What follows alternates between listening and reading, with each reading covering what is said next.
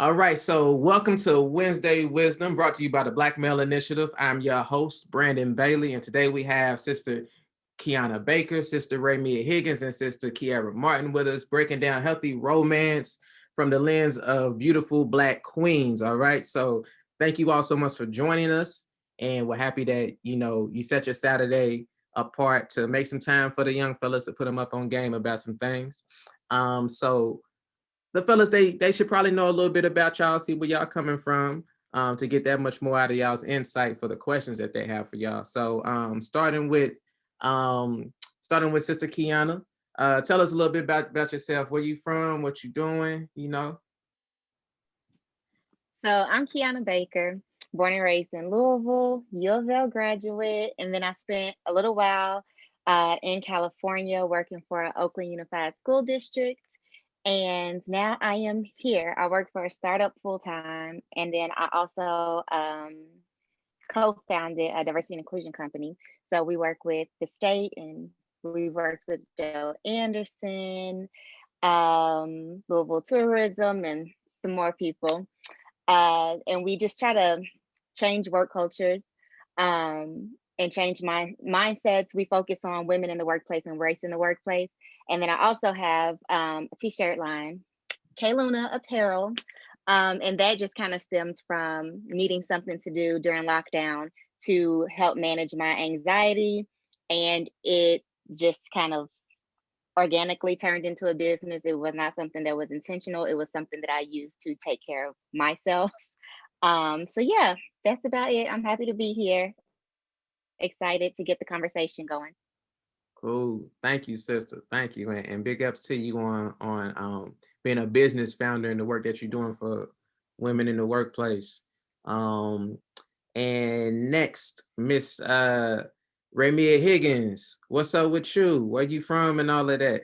What's up? My name is Raemia. I am from Henderson, Kentucky, a very, very small town.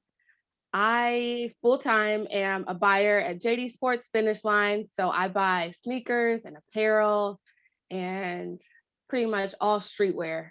That's kind of like what I do full time. And then outside of that, I'm an editorial wardrobe stylist. I also go on TV and do fashion segments talking about upcoming trends and fashion and just kind of how to bring your wardrobe to life. So that's a little bit about me. Dope, dope, dope. And last but not least, Queen Keira. What's going on, sis? How you? I'm good. So I'm Keira Martin. I am currently the NPAC advisor at U of L. So I'm also the coordinator of fraternity and sorority life. I'm born and raised in Louisville. More recently back here, cannot believe it. But back in my home state, and that's pretty much about me.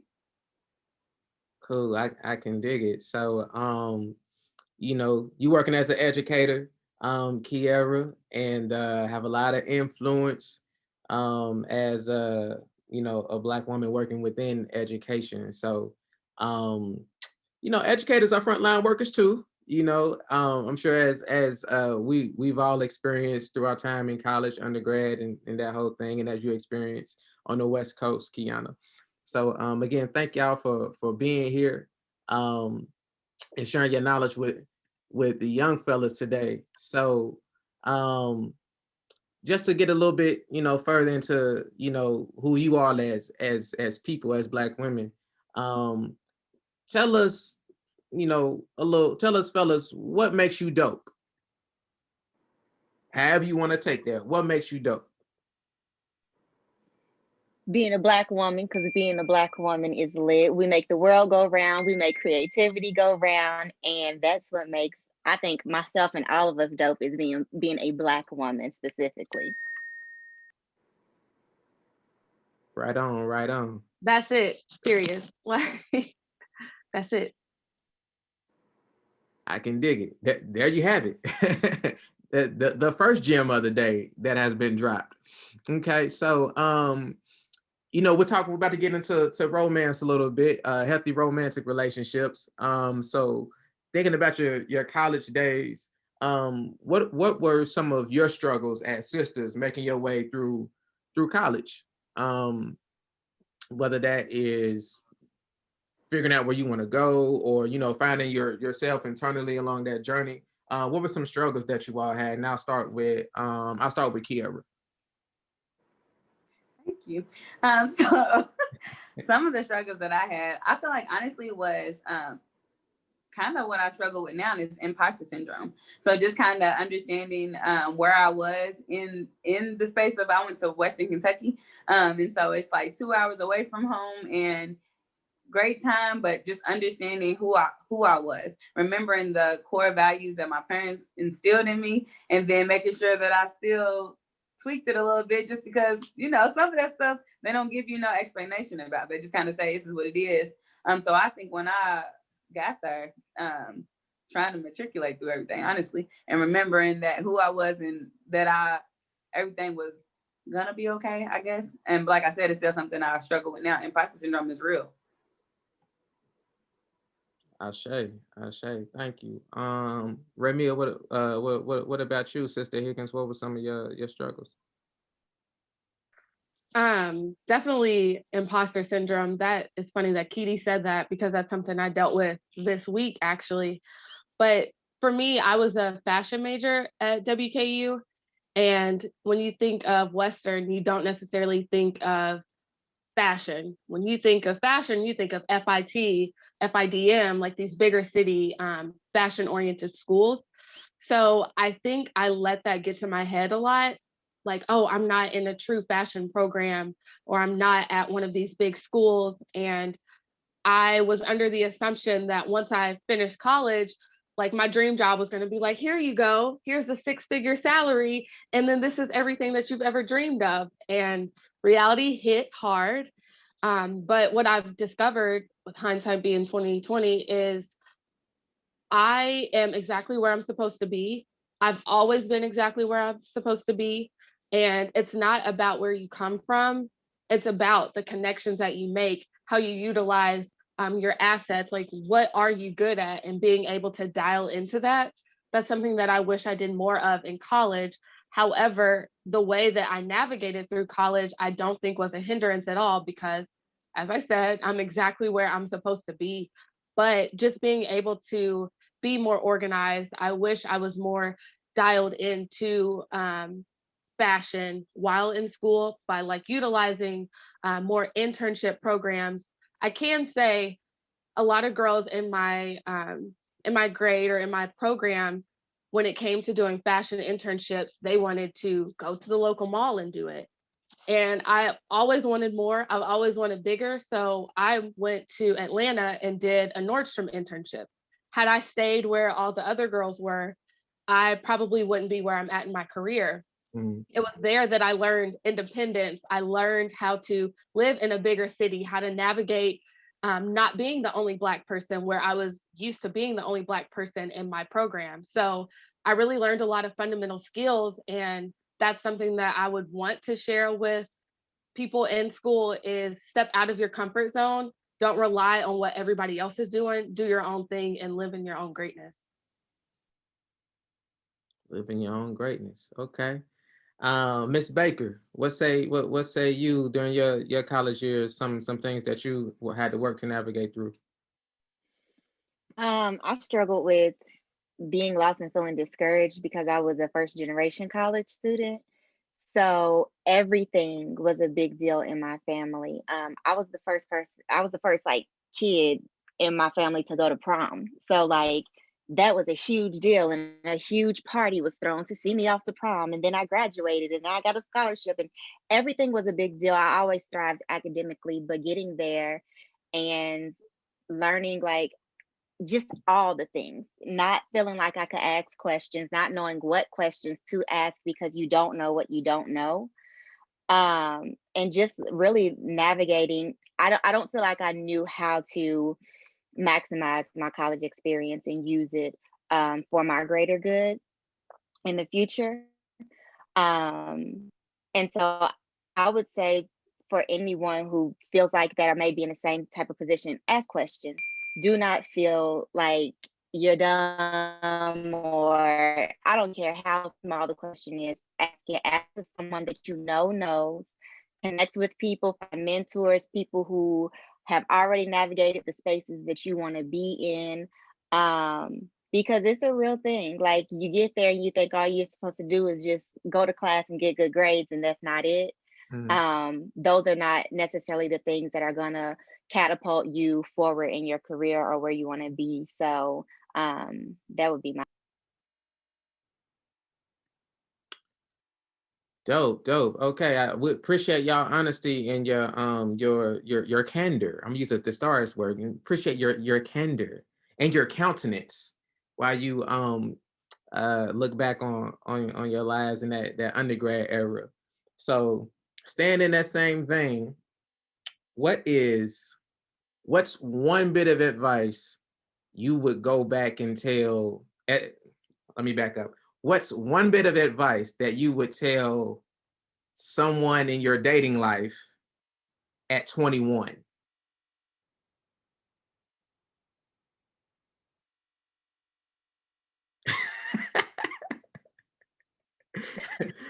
I'll let y'all think for a second. I don't mind going. I would say actually date. That's not to discourage anyone from being in a relationship, because if that's who you are, stay true to who you are. But I would encourage someone, well, my 21-year-old self, to actually date. Like figure out what type of person do I like? What are my likes and dislikes? What are my non-negotiables? How do I truly want to be treated? What are things that like I'm willing to deal with and not willing to deal with? Different personality types, different backgrounds and upbringings like affect who people are. So my advice for my 21-year-old self, when it comes to dating, would be to actually date. Everyone does not have to be a long-term serious relationship. Just get to know people, and get to know yourself when it comes to the dating game. So that way, when you do start transitioning into more serious relationships, from your own perspective, you can be your best self, but you also know how to properly pick a partner for yourself. 100%. What about you, Miss Keira? I actually would tell myself to speak up. I know for myself, dating 21 years, when I was 21 years old, I was just kind of quiet. So speaking up and saying exactly what you want and noticing. So I was the opposite. I did kind of date around and, I like to have fun. So I also would see if you wanted to take some of them serious, because, people, they really grew up. If you could have grew up together, it might have lasted or something. So speak up and say what you want, and then actually pay attention, because I also was a person that, because I was a first generation college student and because I did want to succeed, school was what I was focused on. Despite all the fun that I had, I played a lot and I partied like no other. But those was fun. To me, my main goal was to get out of school. So a relationship was a distraction. So yeah, I spent time with them and it was fun in that moment. But at 21, I wasn't saying that, hey, you know what? I might actually really want a real relationship. Instead, I was just kind of going with the flow and reminding myself at the end of the day, I got to go. And I wanted to maximize every bit of WKU. And I think I did. Yeah. I think you did. I was like, Lord, I know I maximized myself. So Raemia Dawn, which is that's the new handle, which I love, by the way. Thank you. What about you? I am very much like Keity, and I feel like I had an amazing social life. I had a lot of fun, and I definitely dated a lot too. I think for me, I was a little naive though, and kind of gullible, but I think that was part of me being young and dumb. And I don't honestly think that I would change anything. And I know I keep saying that, but I'm like all on this kind of, everything is just kind of playing out the way that it's supposed to. But what I can say is I wish that I had incorporated God more into my relationships. And I'm sure we'll get to why I say that a little later. But I think had I focused more on my relationship with him, which a lot of people can argue is tough whenever you're in college. Like, yeah, I'm going to Mount Zion on Sundays, but I'm coming back from the club on Sunday night, you know? So Yes. I think making God more of a priority, I would have seen my relationships be more successful or prevent myself from being hurt in some of those relationships. So 100%. And yeah, we will get to that in a few minutes. Man, like yeah, I'm dropping some serious gems on here for both the both genders, or everyone who's gender fluid, have somebody may be feeling.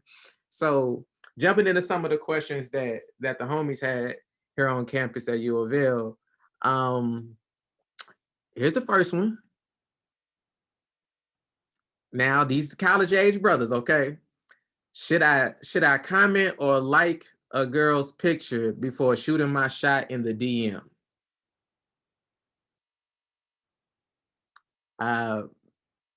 Raemia, what say you? I feel like when someone is excessively liking and commenting on my things, I know the DM's coming. It's just one of those things. It's almost like a buildup. It's like, okay, bro, you like 5 of my pictures. Let me see when you go slide.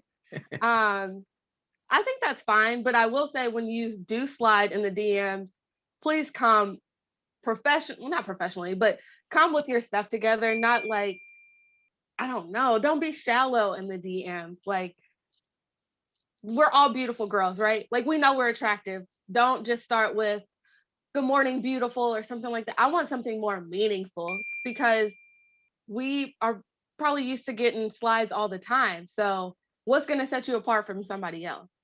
Come correct. You got to come with that heat. That's how I say. That's how I see it. Gem dropper. Miss Keionna, what about you? How you feeling about that? I'm going to be very transparent here.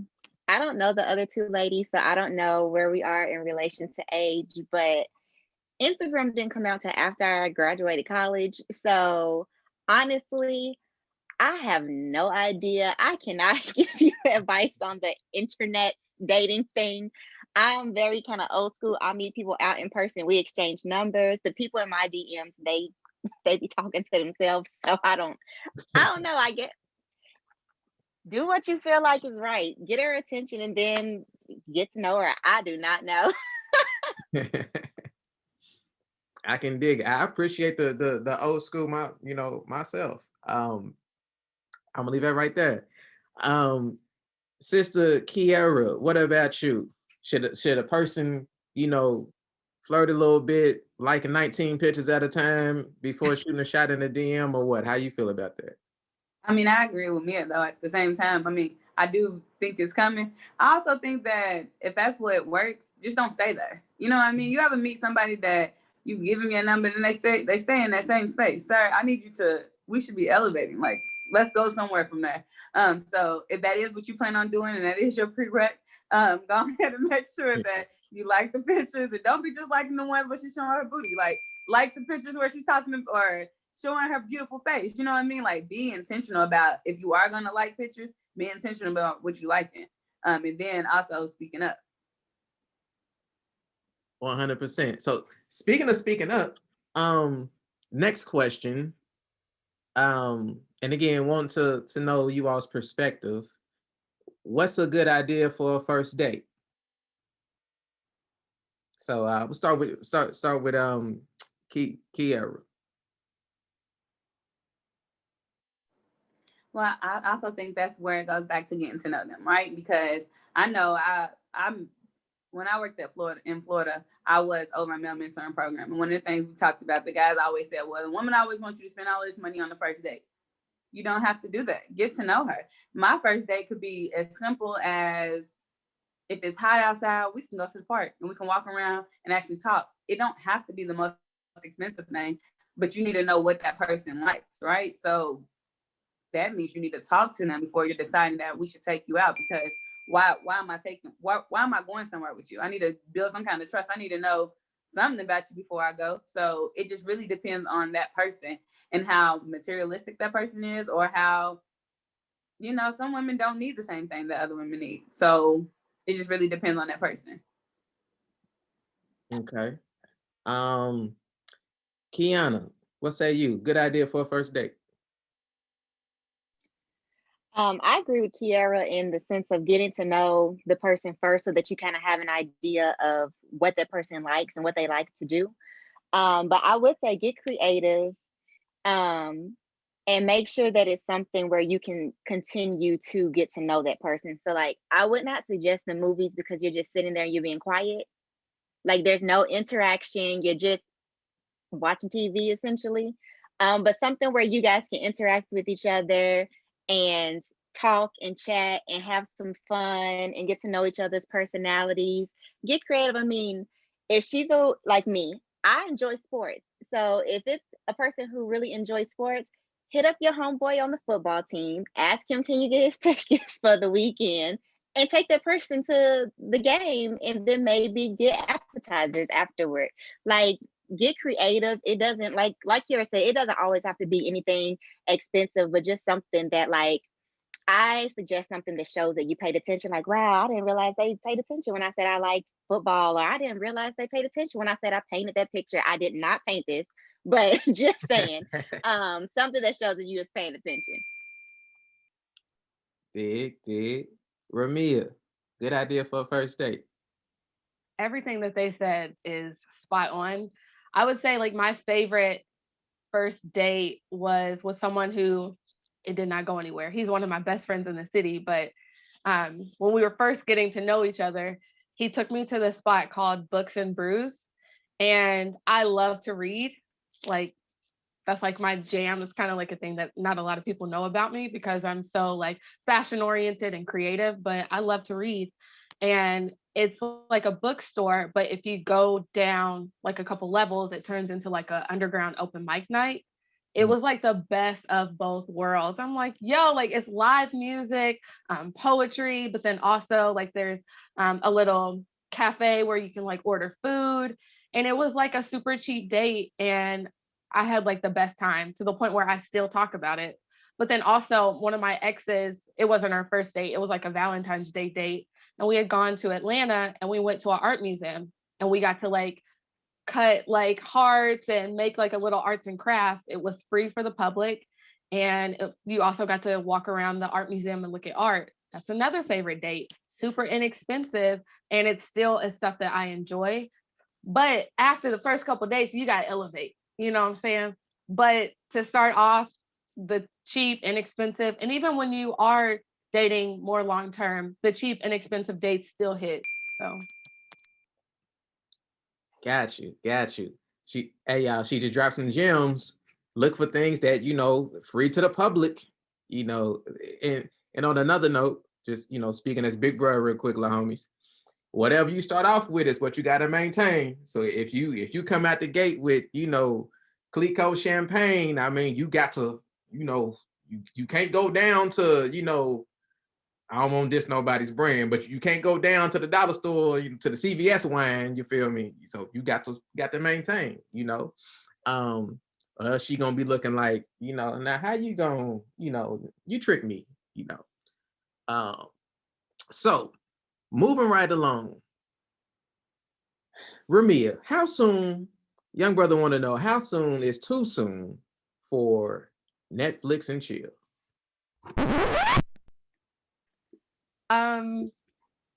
Netflix and chill needs to come after, I would say like 1 or 2 dates, but that's after you've had consistent conversation and you know each other's boundaries. Because if you have someone who doesn't necessarily want to give it up, but is easily pressured, then you should know yourself enough to know like Netflix and chill is probably not a good idea for me. So that's where effective communication, which we will definitely talk about more later because I cannot get enough of that.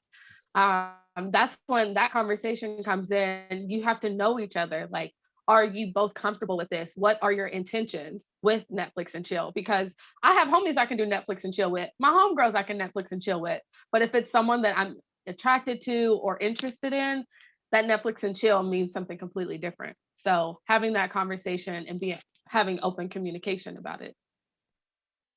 Dig. Keira, how soon too soon for the Netflix and the chilling? Again, I'm about energies. I also think that kind of like what she said, I mean, communication is everything. But then that's all on y'all. You could Netflix and chill early and it end up being amazing, or you could wait 3 months and then now we can Netflix and chill because we have boundaries and blah blah blah, and it ends as soon as it happens. So honestly, again, it's about energy. It's about how y'all vibing, especially in today's with y'all's age. It's all about vibes, from what I've understood. It's if the energy's right, then you can do it, but if not, you can do the traditional route. It just really depends on the people. 100%. Keionna?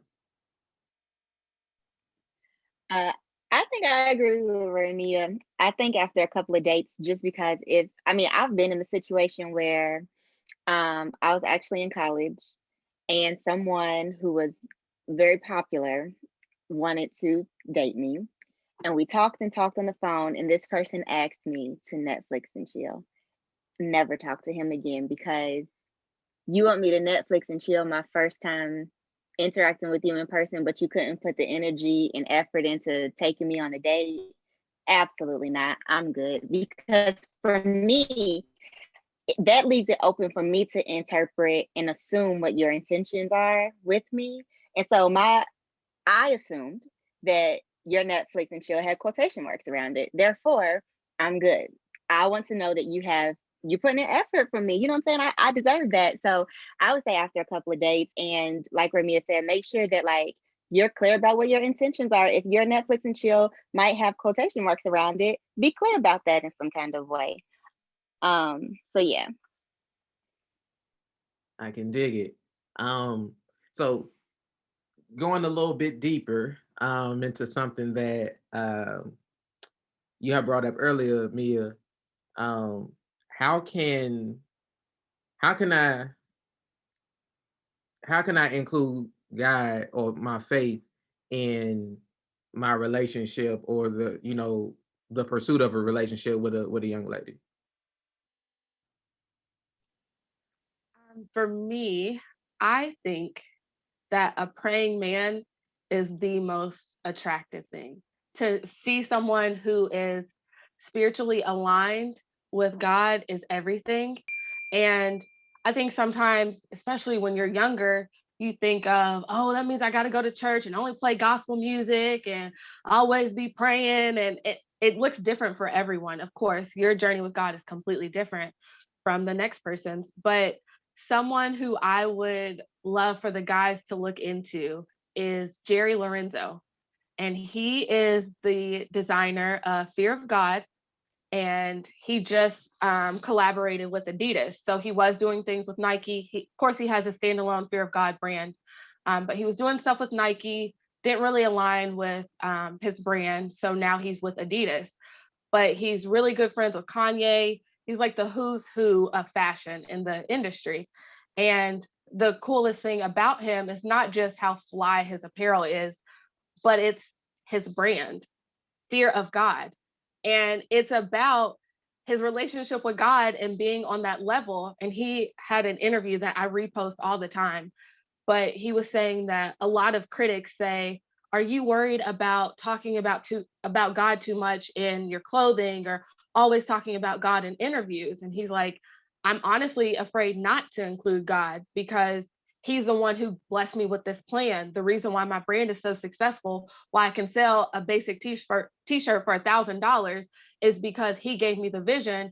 I stay true to him, and he executes everything else. Everything else falls into place. So I say all that to say, your relationship with God will prevent you from having those bad relationships, having those heartbreaks, it will prevent you from having those mistakes that you can avoid. Now, it's not going to be perfect. Sometimes you do have to fall down just to kind of have those lessons to learn from. But when I tell you, if you are interested in a Christian woman or someone that you are really invested in and you want it to be more long-term, you got to connect. You have to connect with God and ask for guidance. Like, yo, God, how should I approach her? And he'll answer in like the craziest ways. Like you'll get like a text message. You'll be like, dang, like, okay, maybe I should hit her in the text. Or she'll post something that really appeals to you on Instagram. Like, oh, well, let me comment in her story, like something that she just posted. Like there's kind of ways that he can help you to navigate it instead of, sister, in Revelations chapter, like it doesn't have to be that approach. God is creative. He is an artist. So he will give you and supply you with the things that you need to approach he or she. I'm looking for my collection basket because you didn't preach the whole entire sermon. Reverend Raemia. Well, but them is gems though. That's a beautiful take. That's a beautiful take. What about you, Miss Keionna?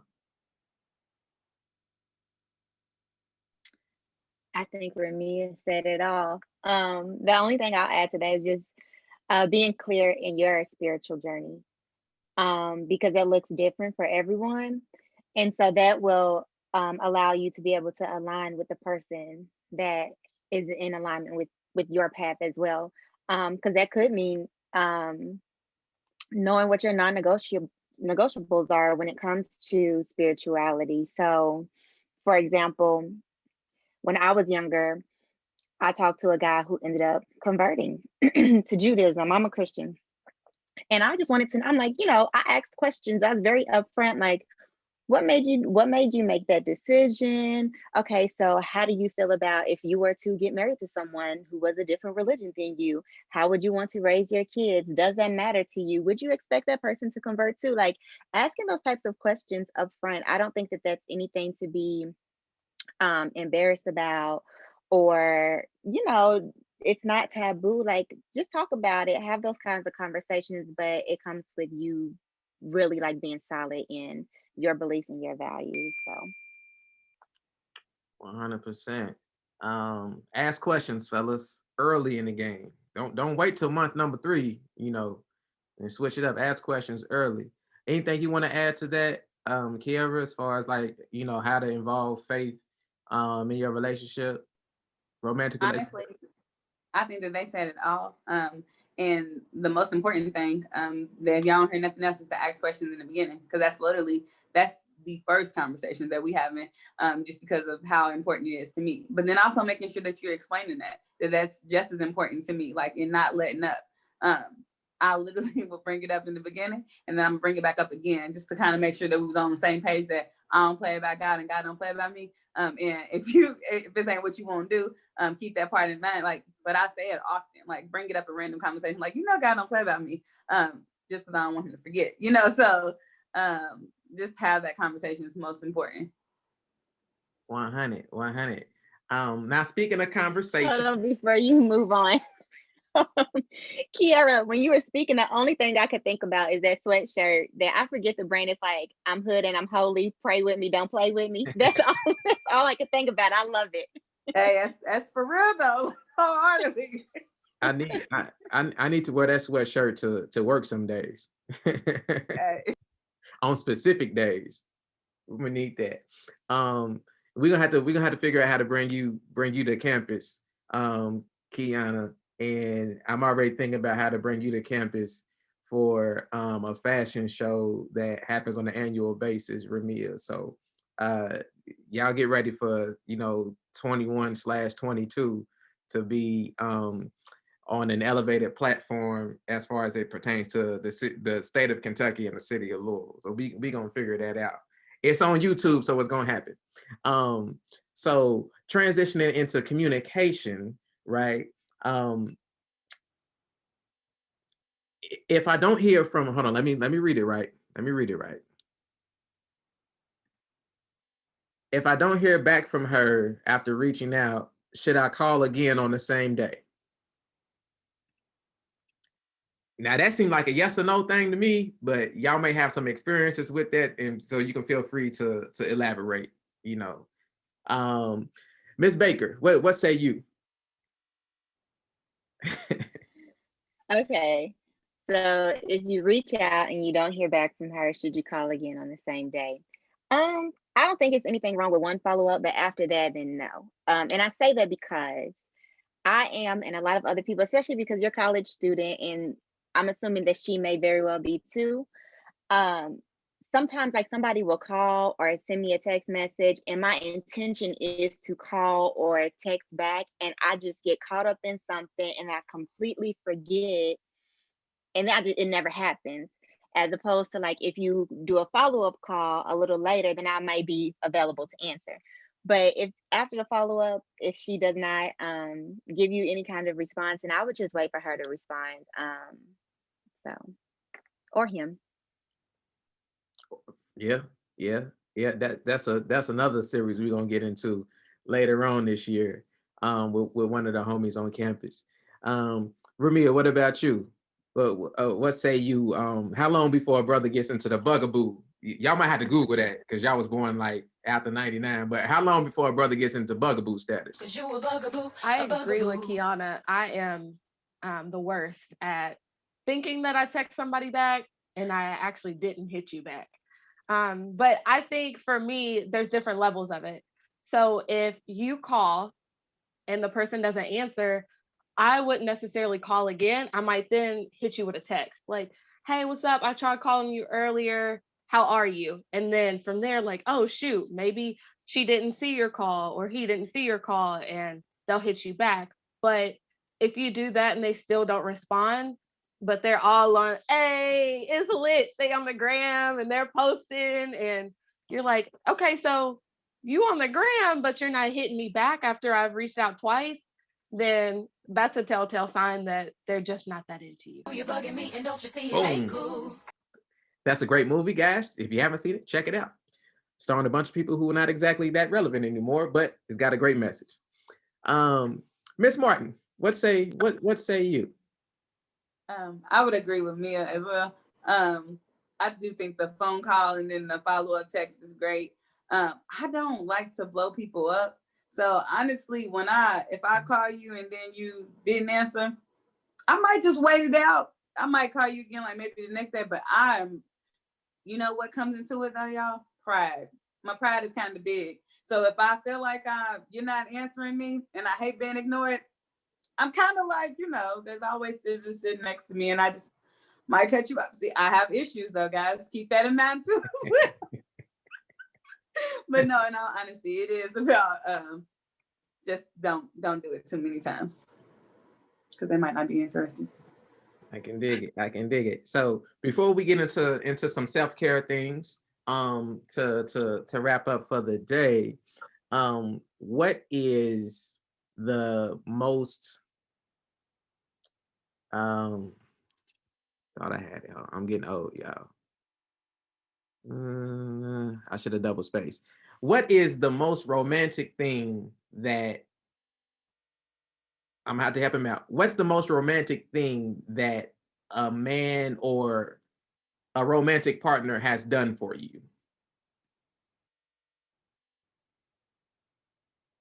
Give y'all some time to marinate on that.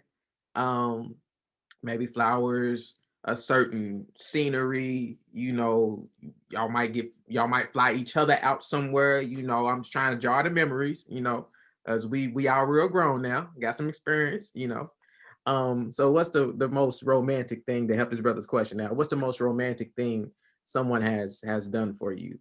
Raemia.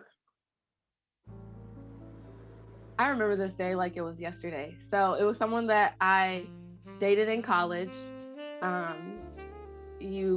Two of you on here probably, no, you do know him. But anyways, we dated in college and he had planned out this entire day. Now, it was news to me. I just knew that I was supposed to be somewhere at each point. So he had worked with Simhar, one of my good friends, and coordinated, like, make sure she wears this or make sure she's ready by this time. And it was like almost like every 3 hours, something was at my door. So first it was a dozen roses in this beautiful pink color, which was like my favorite. I love pink roses, not red. And he paid attention. He's still to this day, I'm like, man, whoever he marries, she is the luckiest girl because he's so romantic. So he greeted me when it was time to go to dinner. Like, I had cards all throughout the day. And then when it's time to go to dinner, he showed up at the door with roses.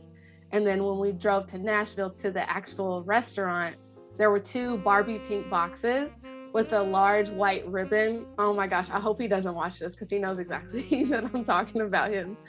But it was 2 Barbie pink boxes, which Barbie pink is my favorite color, not just pink. And I say all that because it's those little details that he paid attention to. Yeah. So when I opened the box, it was a Barbie pink Dooney and Burke bag with a matching wallet.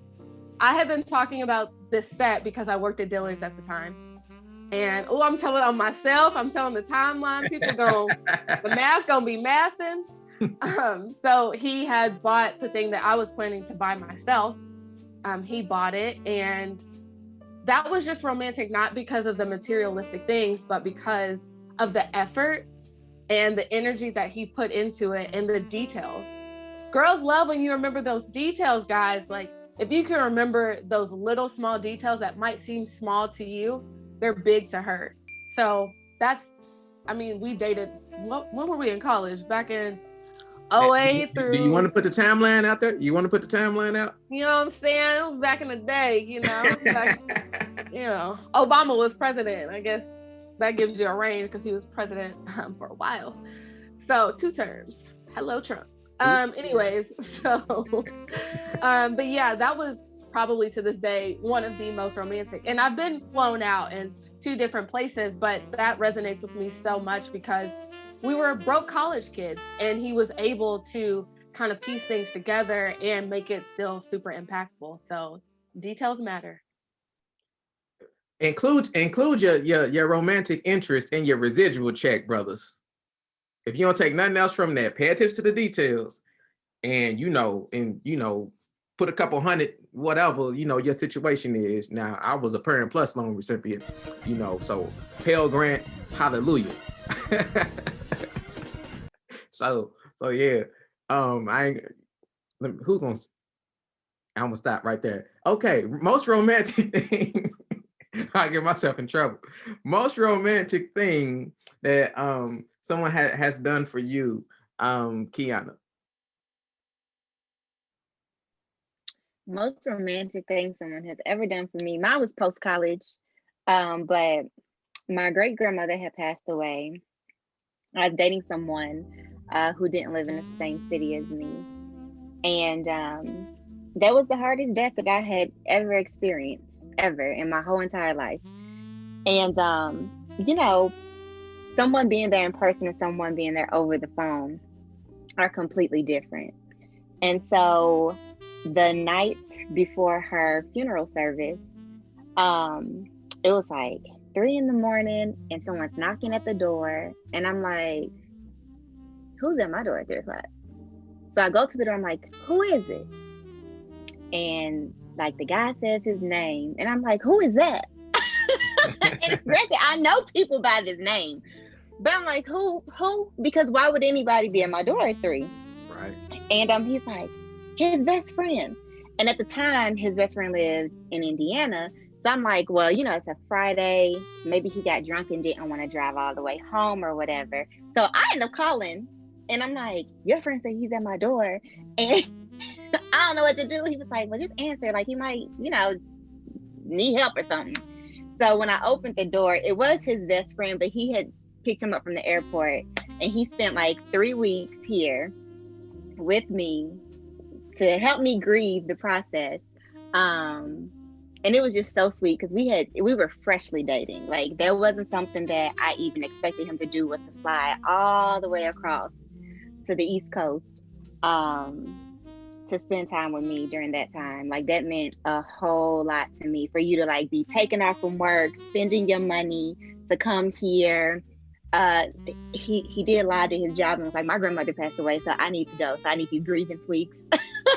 But still, like, he made sure that he was here. He showed up, he showed out.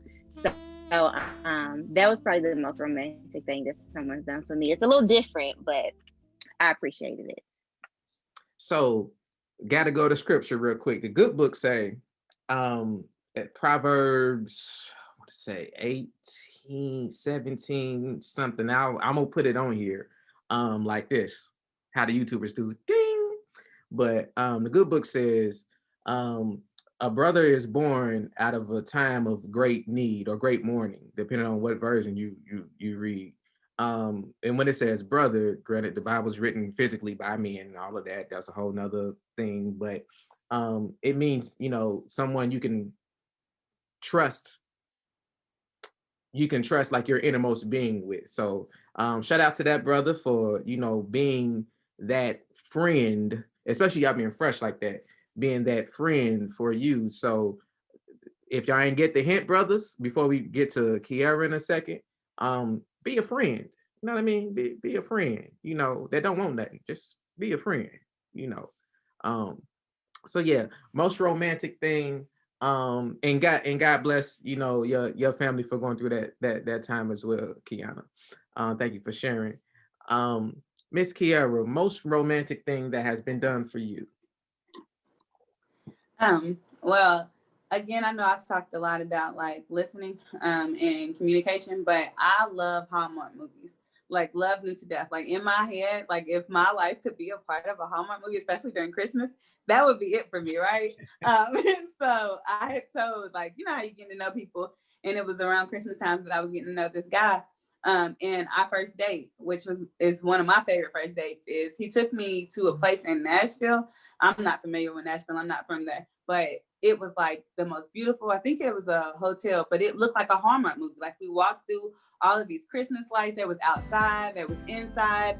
I mean, when I say I smiled the whole time, and I'm a very happy person anyway, but like, favorite day ever, just because, again, I told him that I love Hallmark movies, and he wasn't really into it. So I didn't think he was African, like, the tradition is just different.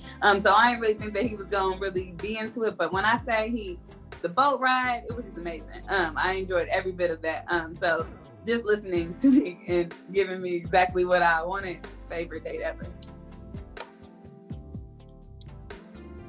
I can dig it. I ain't gonna say nothing else, but yeah, that's he did well. He did well. Boat rides always cool. Hey, listen, romantic scenery, nighttime, city lights sparkling. For those of you who are baby grown and can purchase certain liquids, that's always a good additive to the environment, but the city's lights sparkling and whatnot. So yeah, everybody likes shiny things, right? So yeah. Moving into to you all as queens who practice self-care and loving yourselves. Like one of the church aunties would say, you can't love nobody if you don't love yourself. Jim. What does your self-care look like right now, Keira?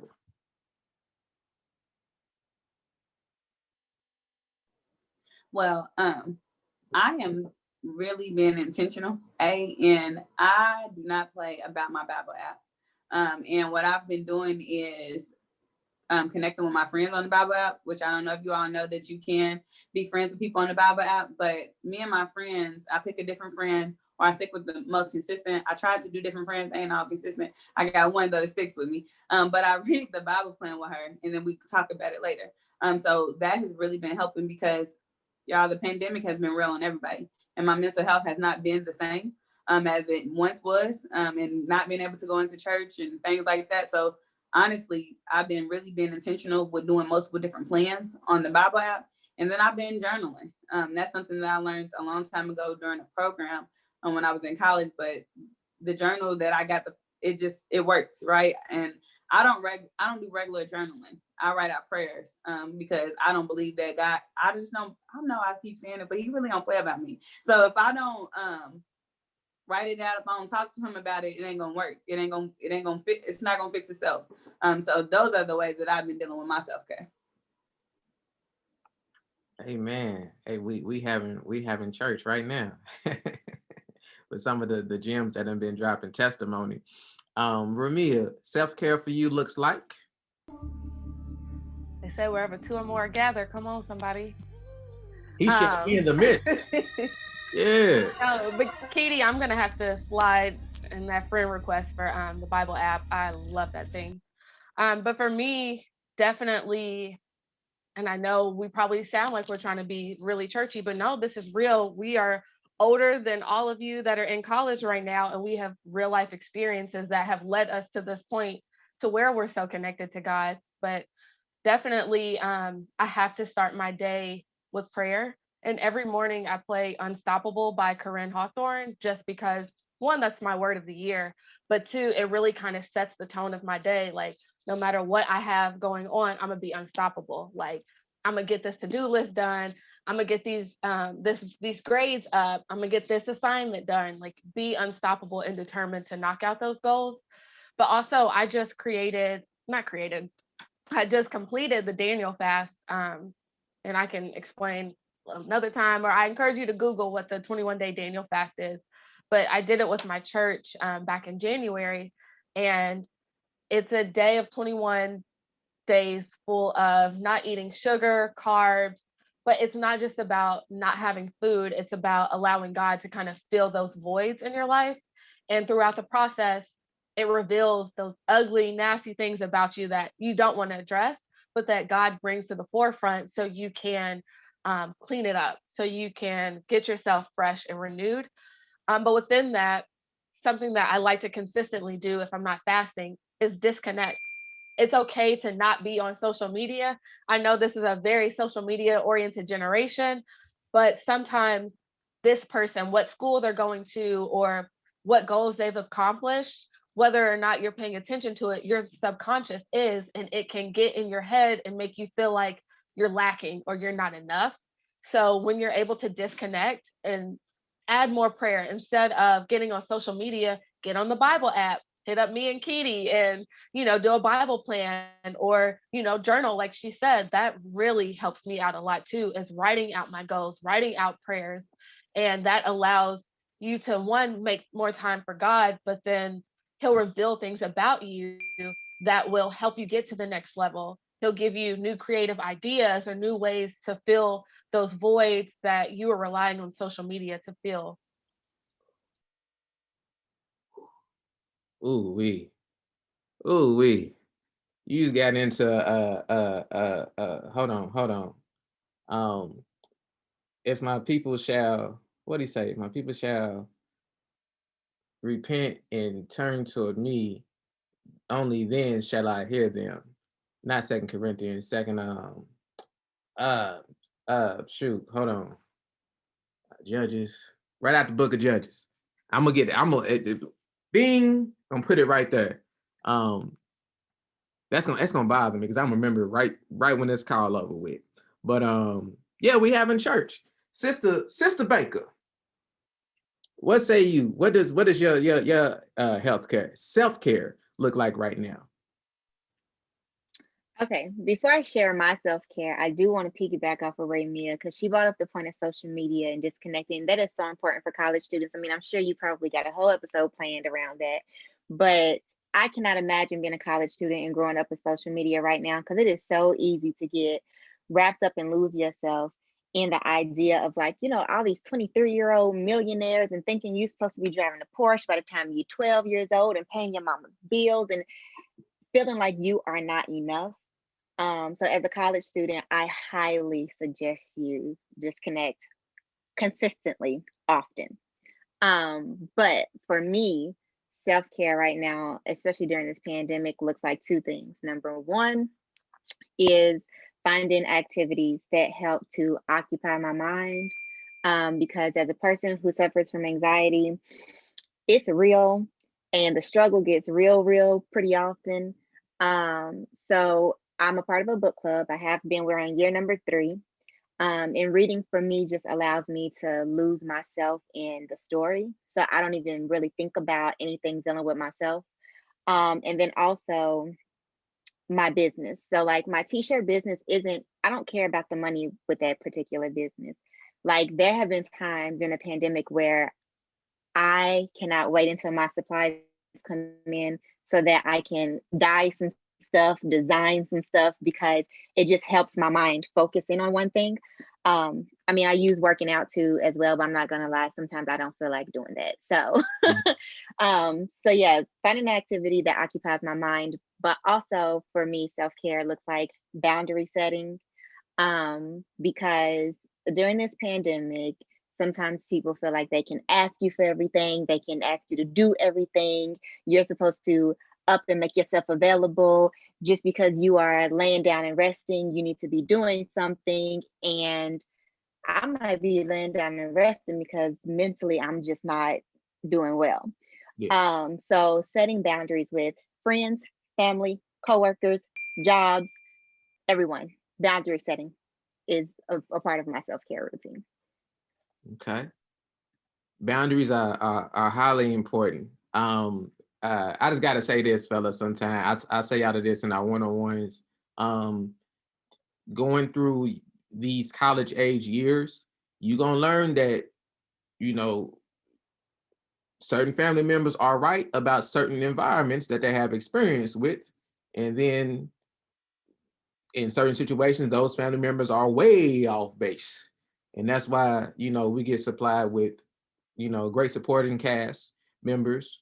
All of them ain't gonna look like us. All of them ain't gonna have the same background as us, but God use anybody to impact our lives for the better. And he will provide you situations to learn, okay, I need to put this boundary up with such and such and stick to the boundary. Um, had to throw that out there because I'm real big on boundaries, and I've I've learned quite a few lessons about boundaries, but this ain't about me, this about y'all. So you spoke about book clubs. Keionna, what text or books or literature are you reading at the moment? So January, we just finished up Barack Obama's new book, A Promised Land. And February, we're reading The Water Dancer by Ta-Nehisi Coates. So yeah, it's fun. We all contribute books throughout the year. We have themes and stuff like that. And the February book was my suggestion. So like if you have your friends or a little group of people or the person that you are pursuing and y'all get together and read a book, it's fun to discuss. It's fun to just kind of get different perspectives, hear different stories. Even if y'all decide to read like a ghetto love story, we read a lot of Ashley Antoinette books last year because that was just the vibe we were feeling. We wanted a real good, juicy story, and we got it. So it doesn't have to always be like, self-care, motivational books. If you want a little ghetto love story, find you a series. I highly suggest The Cartel. But, I love reading. I'm like Raemia. I love to read. So On that note, I gotta and it's crazy how stuff works. I had been over the winter break, I had wrote out a plan to reread the Gideon series by Eric Jerome Dickey. He was my favorite author growing up. I learned to read late for a couple of different reasons, but like reading English didn't flow for me till like probably halfway through third grade. And even then I was just reading sports books. But in middle school, I got introduced to Eric Jerome Dickey because like we had to bring a book to read today for reading time, or we was gonna fail or whatever. So I just happened to grab one of my mama's Eric Jerome Dickey books. Didn't know what it was. Got on page 28, and it was a scene that said "Make it last longer than the Puff Daddy remix, Daddy." And I was like, "Oh, what is this? Is in books." So I was hooked. So that's my guy. Rest in peace, Eric Jerome Dickey. Thank you for all your literature. I'm gonna get back on reading the Gideon series. And fellas, if you I know black men won't normally read like that when we're younger. This is a great brother to read any of his materials. He's contributed to Black Panther as a magazine. He's contributed as a comic book. I mean, he's contributed to films, written his own films, got like 30 something novels. Like get into his stuff. Gotta say that. Sister Raemia, what about you? What literature are you reading or have you read most recently? I love to read, and I love listening to other people who love to read because they put me on the books. So Keionna, I'm definitely going to connect with you later and see about this little book club. But here's a little gem, guys. girls love when you read. It makes you seem intellectual. It's attractive. It's a conversation starter. So get into some books that Brandon will probably recommend to you. But what I'm currently reading, and I'm really taking my time reading it, it's called Ask and It Is Given. And it is by Esther Hicks and Jerry Hicks. And the reason why I picked up the book was because I was watching a Big Sean IGTV, and he was talking about his favorite books of the season. Yeah. And he is such like the spiritual and more intentional artist, even outside of rapping. He's really in tune and aligned. And so whenever he gives recommendations on books, I always like write it down. And he was saying that this book changed his life and helped him kind of manifest his rap career. And I'm sure you all know who Big Sean is. He was popular for us at the end of our college years, and I know he's still like a really relevant artist. So I encourage you to check it out. And I say I'm taking my time reading it because there's so many gems, and it's all about like adjusting your mindset. If you can fix this, you literally can conquer the world. Yep. So I'm really all about like highlighting. And so I'm taking my time because I want to make sure that I'm not just reading to read, but I'm retaining everything that I read so I can be more intentional about my thoughts and combating those negative thoughts and manifesting the goals and the dreams and all of the things that I want to achieve. So ask and it is given. 100%. Keira, what literature you working with at the moment? And I don't want to like disregard magazines or anything like that either. You know, we've talked about Bible plans as well. So novels, whatever. What literature you into right now? And I wish I could be more like my sisters. Y'all was really motivating because y'all like to read. And Brandon, I know you love to read. That ain't really my thing, right? But what I have been trying to, it's actually on my goals list this year. Every year I write 10 goals out. And so on my goals, I want to read at least 4 books. The book that I am reading right now, though, is Relationship Goals by Michael Todd. I am in love with the book right now. You talk about taking your time. I actually reread a chapter just because it was speaking to me in a different way. And so I literally just picked up the book because Pastor Michael Todd is one of my favorite pastors. I always say I have a starting 5, and he's just one of them. And I was like, oh, he wrote this book. I want to support him. But it's a really good book. But also because I know that I don't like to read, I actually brought his book though, so I can actually hold it and highlight it and read it. But I'm really big into audiobooks. I listened to at least 5 of them last year. And then you talk about a Ratchet series. I listened to a real good Ratchet series that I listened to in 2 days, how good the book was. But I know that I don't like to read that much. I don't like to sit still, which is the issue. And we need the name of the audiobook. You skimmed over too quick. Okay, it's The Secret Life of a Side Bitch. Please forgive me for my language, but it is really good. I can't tell you who the author is just yet, but I can look it up because it's still on my phone. But it's a really good book. I ain't even gonna lie, the girl was crazy. But because I know that I don't like to sit still, I can listen to audiobooks. And another one of my self-crazy, Keionna, you made me remember, is that I work out every morning. But I will listen to my audiobooks while I'm working out, and it's very helpful. And it's funny because I don't work out for the weight loss as much as I'm working on it. It really is for my anxiety. It definitely brings it down, especially working in higher ed. I love what I do, but working with college students sometimes it just is. You meet so many people who was like you when you first got there, not like you when you left. And so they touch different. So so just audiobooks help out a whole lot. And then just finding the book that I'm interested in, because right now I'm very interested in Michael Todd's book because it's speaking about something that I'm working on in my life.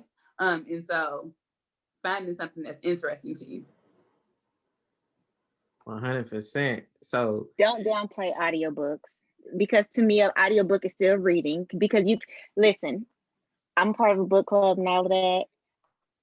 And that's cute or whatever, but we've read 27 books, 28 now, in 2 years and 1 month. I had a call coming in. I did not physically sit down and read every single book. I'm busy. I work a lot. Sometimes I need to listen to it like Keira when I work out, when I drive in the morning. I love listening to audiobooks when I drive. Sometimes when I work, like when I'm cleaning. So if audiobooks is how you get your reading in, it's still reading. You're just not physically sitting there and doing it, but you're still getting the story, you're still getting the lesson or the entertainment or whatever. So don't downplay audiobooks. Thank you. Oh, and then just one more thing. You don't have to pay for it, because I found The Alchemist was on YouTube and I listened to it multiple times. That's a really good book if you have not listened to that book, but it was on YouTube and that's free. And all you got to do though is write down when you, like, if you stop it, you write down where you at with it, and then you go be able to fast forward. You got to find a cheap way to do some things, but so just don't think that you have to pay for everything. I never thought about that. That is They so have a smart. lot I of read The audiobooks Alchemist on 3 YouTube. times, y'all. I It's read so The Alchemist good. 3 times. 3 times, and you will. I suggest rereading certain books over and over and over at different parts of your life, because the lesson that I got when I first read it at 22 is completely different than when I read it last year. So that's a great one. But that is so smart. Oh, thank you for that life hack. Right. And just to add too, I was very much like Kitty said, where she was like, I don't like to read. I was like that. The Alchemist is the first book that I started reading, and that's what kind of got me on track, or really got my love for reading started. So definitely check out The Alchemist.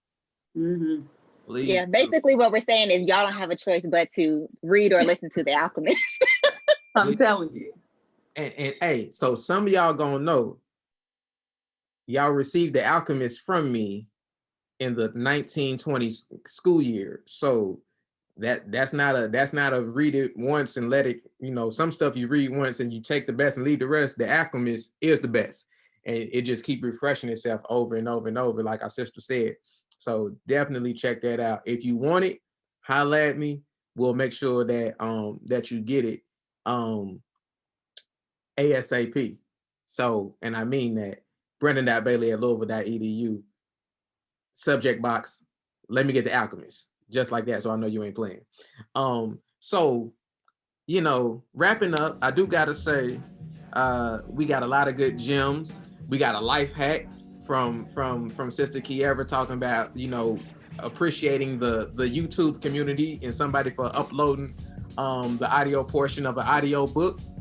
Listen, coming up on Valentine's Day and in just a couple of days. So if you got a little refund check that just hit, or a little stimulus for some of our non-traditional brothers out there, non-traditional students, these right here, they on sale on Amazon.